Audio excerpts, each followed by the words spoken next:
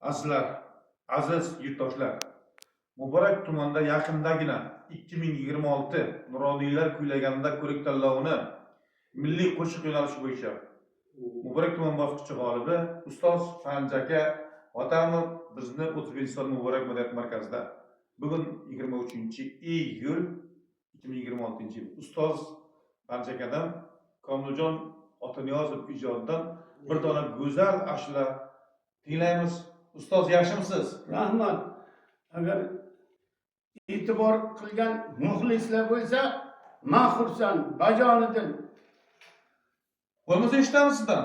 Yaxshi. Maylaram Yaxshi. ashulasi, to'g'rimi? Marhamat.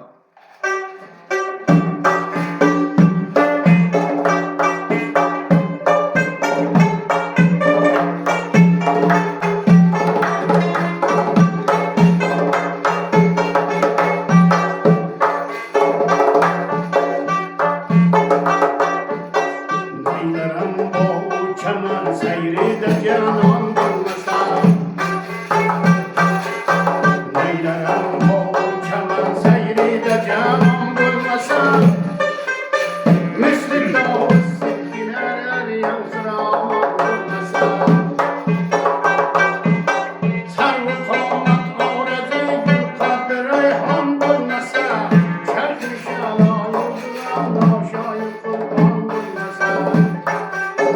Uymayın bu hacırda cismimlere can bulmasa.